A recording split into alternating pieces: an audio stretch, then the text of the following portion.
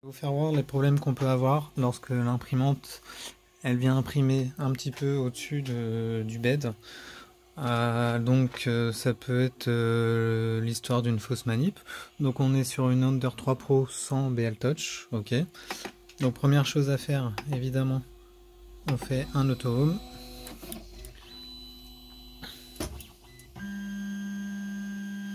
Voilà, bon, on attend que ça se termine, ça devrait être rapide.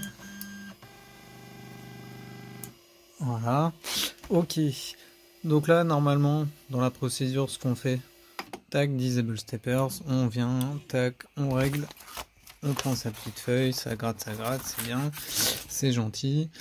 Donc ensuite, le problème, des fois, c'est que on a la tête qui est un petit peu plus loin.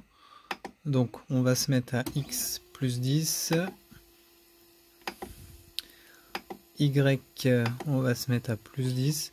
Donc là, je vais vous faire un exemple. Donc après, je vais essayer de retrouver mes réglages parce que mon imprimante, elle est pas trop mal réglée. Donc je vais bouger juste de 10 mm sur tous les axes. Donc là, on est à x plus 10, y plus 10 et z plus 10. Ok. Donc des fois, ce qui peut arriver, c'est ça.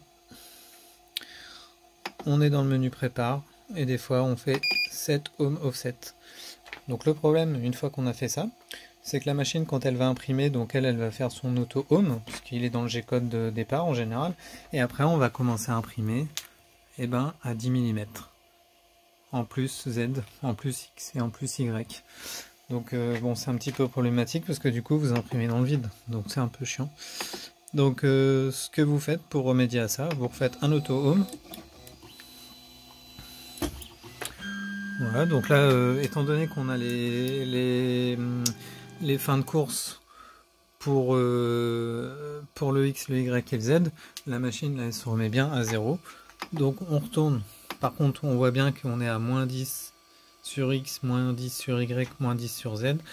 Donc ce qu'on fait, on retourne dans le menu prépare. Et là, on refait une fois set home offset. Cette fois-ci, c'est parce qu'on le veut. C'est pas une erreur. Et là, on voit qu'on est revenu à X0, Y0, Z0. Donc là, on peut imprimer et on sera bien sur le plateau. Voilà. Bah, bon print à vous tous.